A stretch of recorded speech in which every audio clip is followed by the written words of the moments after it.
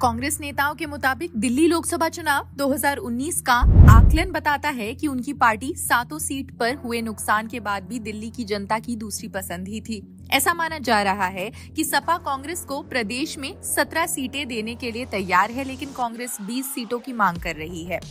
गठबंधन का गणित कुछ भी हो, लेकिन कांग्रेस और आम आदमी पार्टी के बीच सीटों के बंटवारे का फैसला अभी भी आकलन में फंसा हुआ है। लोकसभा चुनाव का गणित ये साफ बताता है कि दिल्ली की 7 सीट पर भारतीय जनता पार्टी के बाद यहाँ के लोगों की दूसरी पसंद अब तक कांग्रेस पार्टी रही है। इस जनमत के आधार पर ही कांग्रेस ने गठबंधन में आपसे अधिक सीटों की मांग की। हालांकि आपने कई चरण की बैठकों के बाद कांग्रेस को केवल एक ही सीट देने की बात कहकर इस मसले को उलझा दिया। कांग्रेस नेता जयराम रमेश ने जानकारी साझा करते हुए कहा कि 26 फरवरी से 1 मार्च तक यात्रा से ब्रेक लिया गया है। जयराम रमेश ने लिखा, 26 फरवरी से 1 मार्च तक ब्रेक रहेगा क्योंकि दिल्ली में चुनाव को लेकर कई अहम बैठकें हैं और राहुल गांधी का वहां मौजूद रहना जरूरी है।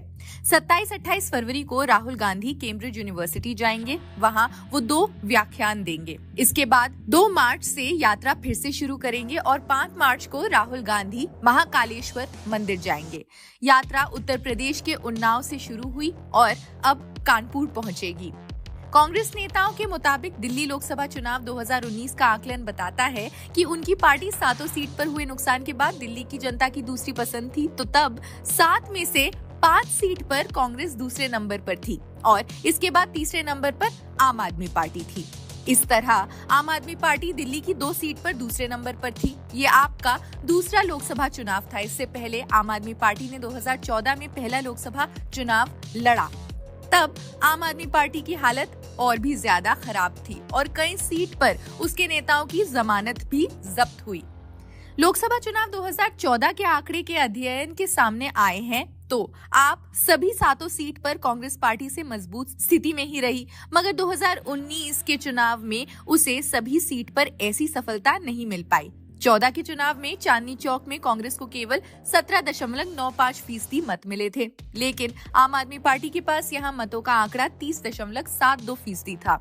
उत्तर पूर्व सीट पर कांग्रेस को 16.5% मत मिले थे, जबकि आम आदमी पार्टी ने 34.41% मत प्राप्त किए। पूर्वी दिल्ली में यह आंकड़ा कांग्रेस के लिए 16.98% था, जबकि आम आदमी पार्टी के पास 31.90% मत थे। नई दिल्ली सीट पर कांग्रेस के पास 18.85% और आम आदमी पार्टी के पास 29.85% मत थे।